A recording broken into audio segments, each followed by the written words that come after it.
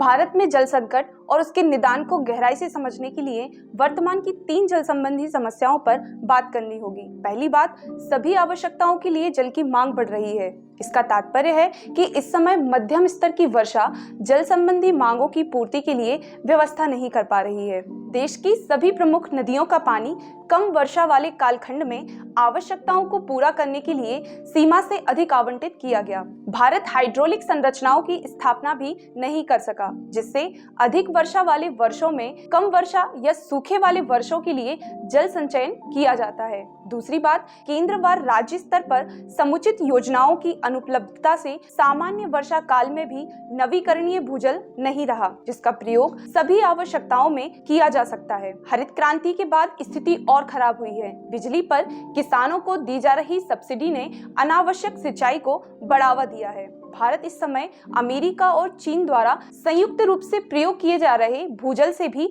अधिक का उपयोग कर रहा है। आंध्र प्रदेश, गुजरात, कर्नाटक, महाराष्ट्र, पंजाब, राजस्थान, तेलंगाना में भूजल दोहन सीमा के पार जा चुका है। कई स्थानों पर भूजल स्तर प्रति वर्ष 1 मीटर से अधिक कम हो रहा है। इंडो गैंजेटिक एक्वीफर यानी जलाभृत अब विश्व का दूसरे सबसे दबाव वाला जलाभृत है। तीसरी बात यह है कि जल प्रदूषण भारत में महामारी की तरह हो चुका है और शहरी क्षेत्रों के निकट सभी जल स्रोत प्रदूषित हो चुके हैं। जल प्रदूषण तेजी से बढ़ रहा है। इसमें दूषित पानी के ट्रीटमेंट की कमी भी शामिल है।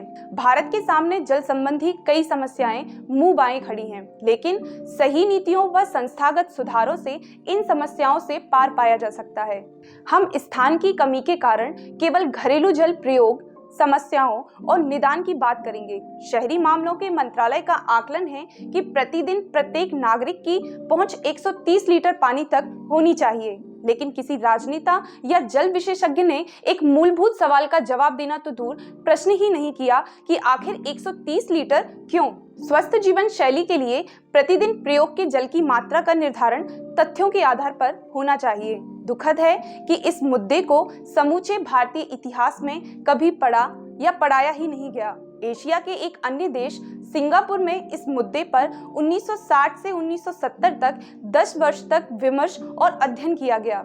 इससे पता चला कि 75 लीटर प्रतिदिन प्रति व्यक्ति से अधिक जल प्रयोग करने से कोई स्वास्थ्य लाभ नहीं होता है। 1965 में अपनी स्वतंत्रता के समय सिंगापुर की जलवायु और आर्थिक स्थितियां भारत के समान ही थी। इस तथ्य को ध्यान में रखते हुए प्रति व्यक्ति जल प्रयोग की मात्रा भी समान हो सकती है। ऐसा हो तो भारत में प्रति व्यक्ति प्रतिदिन 55 लीटर पानी बचेगा, जो कि घरेलू प्रयोग में पानी का 85 से 90% भाग बर्बाद हो जाता है। तो पानी की इस प्रकार की बर्बादी भी कम होगी। बड़े भारतीय शहरों के सामने एक और प्रमुख समस्या ये है कि वहां जल संबंधी संस्थानों के प्रमुख भारतीय प्रशासनिक सेवा के अधिकारी होते हैं। वो बिना किसी पूर्व अनुभव या ज्ञान के जल संबंधी संस्थान में नियुक्त हो जाते हैं और वो वहीं रहकर सीखते हैं कि कैसे जल प्रयोग संबंधी काम किए जाएं। विडंबना ये है कि जब तक यह अधिकारी सीख कर तैयार होते हैं, उनका स्थानांतरण कर दिया जाता है। आमतौर पर 18 माह में स्थानांतरण हो जाता है।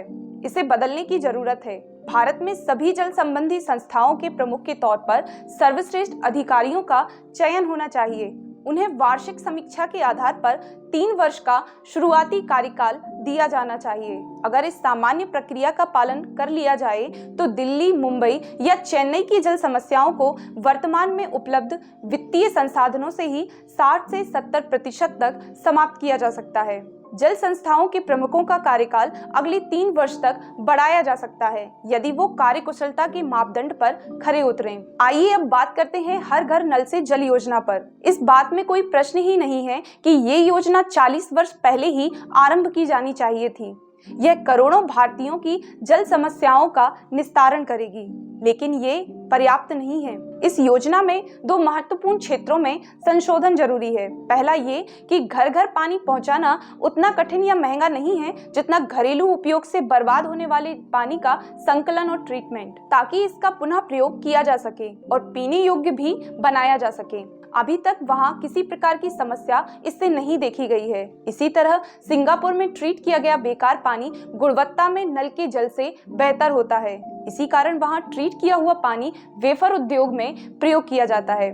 जहां बहुत शुद्ध पानी की आवश्यकता होती है। हर घर नल से जल योजना में दूसरी बड़ी समस्या ये है कि भारत में नगरपालिका पानी की गुणवत्ता 20 मानकों पर मापती है। वहीं सिंगापुर में 351 और चीन में 110 से अधिक मानकों पर पानी की गुणवत्ता कसी जाती है। यही कारण है कि भारत में अमीर गरीब किसी को भी नल जल की गुणवत्ता पर भरोसा नहीं है। अमीर रिवर्स ओस्मोसिस यानी आरओ वाले फिल्टर का प्रयोग करते हैं, तो गरीब पानी उबालकर काम चलाते हैं। उबालने से बैक्टीरिया तो खत्म हो जाते हैं, लेकिन खतरनाक रसायनों और भारी धातुओं से निजात नहीं मिलती। जब तक भारत का जल क्षेत्र तेज और प्रभावी सुधार नहीं करता, आने वाले दशकों में भी इसके नागरिकों के लिए जल परीक्षण एक स्वप्न ही रहेगा।